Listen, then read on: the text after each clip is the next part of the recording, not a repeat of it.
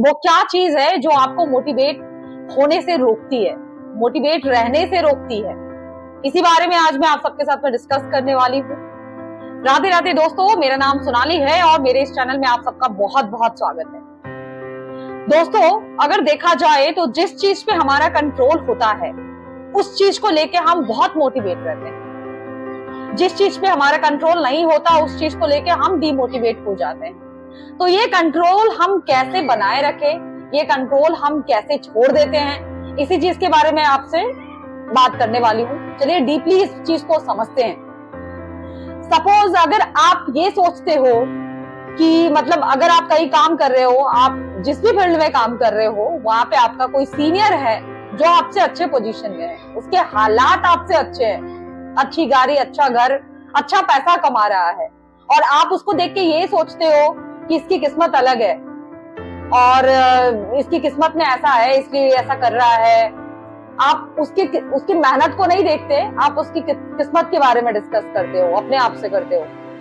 आप सोचते हो कि ये शायद इस पोजीशन में है, इस जगह पे, इसलिए ऐसा है, मैं तो नहीं आ सकता कभी, ये ऊपर वाले लोग हैं, ये चापलूसी करके बड़े हो जाते हैं, ऐसा हो जाते हैं। आप ये सारी चीजें अपने अंदर थॉट लाते हो ना, तो कहीं ना कहीं आप अपना कंट्रोल खो देते हो उस सिचुएशन से। उस कंट्रोल में आप अपने आप को पकड़ के रख ही नहीं पाते, तो आप डीमोटिवेट फील करने लग जाते हो। यही इसका ऑपोजिट, अगर आप ये सोचो कि ये इंसान जो भी आपका सीनियर है या जो भी है आपका, ये इंसान अगर ये सारी चीजें कर सकता है, अगर ये महंगी गाड़ी, महंगा घर, ये पैसे कमा सकता है, तो मैं भी कमा सकता हूँ। मेरे अंदर क्या कमी है, मैं क्यों नहीं कर पा रहा।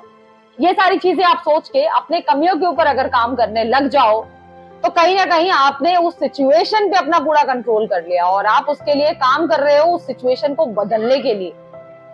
तो आप ऑटोमेटिक इस सिचुएशन में ना आप मोटिवेट हो जाते हो। तो दोस्तों, मोटिवेट रहना बहुत जरूरी है, चाहे सिचुएशन कैसी भी हो। पर हम इंसान हैं, हम हार मान जाते हैं, हम कई बार निराश हो जाते हैं। दूसरों की खुशियों को देख के, दूसरों के अचीवमेंट को देख के हमें ऐसा लगता है कि इनकी किस्मत तो सोने के कलम से लिखी गई है, हमारे साथ तो ऐसा कुछ हो ही नहीं सकता। ऐसा नहीं है, हम अपनी किस्मत को लिखने वाले खुद हैं। हम अपनी किस्मत को कभी भी बदल सकते हैं। बस उसके लिए चाहिए तो क्या, ढेर सारी मेहनत। ढेर सारी मेहनत अगर हम करेंगे अपने फील्ड में, अपने पैशन को लेके, अपनी सारी चीजों को लेके, तो कोई ऐसा दुनिया में इंसान नहीं है जो आगे नहीं बढ़ेगा या अपने सपनों को पूरा होते नहीं देख सकेगा। सब कोई लगे हुए हैं एक दूसरे को बुराई करने में, एक दूसरे को नीचा दिखाने में, एक दूसरे से जलने में। तो ये सब वेस्ट ऑफ टाइम है, ये सब करके कोई फायदा नहीं है। इससे बढ़िया है कि आप अपने आप पे फोकस करो, अपने काम पे फोकस करो, ना कि कौन क्या कर रहा है, कौन कैसे आगे बढ़ रहा है। वो सब चीजें छोड़ दो। हम अगर मेहनत करेंगे, सही दिशा में मेहनत करेंगे ना, तो हम अपनी किस्मत भी बदल सकते हैं। बाकी तो ऊपर वाले के हाथ में होता है, सब कुछ ऊपर वाले के हाथ में है। इसीलिए हमेशा अपनी नीयत को साफ रखो, अपना इंटेंशन साफ रखो, ताकि ऊपर वाला भी आपका साथ दे।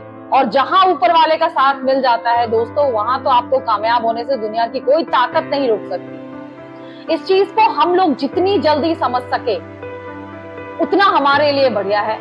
मेरे ख्याल से 30 की उम्र होने तक हमें इस चीज को समझ लेना चाहिए कि हमें सिर्फ और सिर्फ हमारी मेहनत ही हमें आगे बढ़ा सकती है, उसके अलावा कोई नहीं। अब आप सोचोगे कि आप मेहनत तो बहुत कुछ कर रहे हो, लेकिन फिर भी मेहनत रंग नहीं ला रही। तो लाएगी, सही समय आएगा तो आपको सही चीजें मिल जाएंगी। कुछ लोग ऐसे होते हैं जिनको ज्यादा कुछ मेहनत करने की जरूरत नहीं पड़ती, बहुत कम मेहनत करते हैं, उसमें ही सारी चीजें उनको मिल जाती है। कुछ लोगों को बहुत कुछ करना पड़ता है, पूरे एड़ी चोटी का जोर लगाना पड़ता है, तब जाके कुछ चीजें हासिल होती है, और कई बार तो नहीं भी होती है। पर इस सिचुएशन में आप सोचोगे कि आप डिमोटिवेट हो जाओगे, आप हार मान जाओगे, तो क्या हो जाएगा उससे, आप ये बताओ, क्या हो जाएगा हार मान जाने से। बहुत लोग तो मैंने ऐसे भी देखे हैं, करियर में फेल हो गए, एग्जाम में फेल हो गए, गर्लफ्रेंड छोड़ के चली गई, बीवी छोड़ के चली गई, तो सुसाइड भी कर लेते हैं।